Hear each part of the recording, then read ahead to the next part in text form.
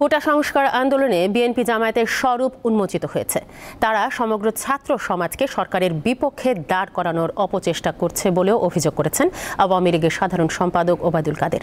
দুপুরে রাজধানীর ধানমন্ডিতে আওয়ামী লীগ সভাপতির কার্যালয়ে সংবাদ সম্মেলনে তিনি হুঁশিয়ারি দেন, কোটা সংস্কার আন্দোলনের নামে কোনো জনদুর্ভোগ মেনে নেবে না সরকার। যে কোনো অপশক্তিকে কঠোরভাবে প্রতিহত করা হবে। তিনি অভিযোগ করেন, কোটা সংস্কার আন্দোলনের নামে এতদিন যে আশঙ্কা করা হয়েছে আসলেই তারা সরকার বিরোধী আন্দোলন করতে যাচ্ছে। আর এর সঙ্গে বিএনপি জামায়াত সহ সরকার বিরোধী বিভিন্ন দলের অংশগ্রহণ রয়েছে। সমর্থন তারা প্রকাশ্যেই করেছে। গতকাল রাতে তাদের মুক্তিযুদ্ধ বিরোধী স্লোগানে সেটা স্পষ্ট হয়েছে বলেও মন্তব্য করেন ওবায়দুল কাদের। আন্দোলনকে বিপক্ষ শক্তি হিসেবে মহান মুক্তিযুদ্ধের চেতনার বিপরীতে যে কোনো অপশক্তিকে আমরা কঠোরভাবে প্রতিরোধ করি। এটাই আমাদের অঙ্গীকার।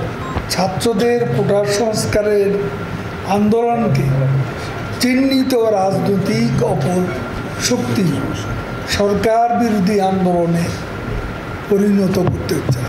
তাদের কারসাজিতে তাদের ক্রিয়ানকরা গত রাতে বিশ্ববিদ্যালয়ে বাংলাদেশের অস্তিত্বকে আঘাত করে মহান মুক্তিযুদ্ধের চেতনা বিরোধী স্লোগান উচ্চারণ করে।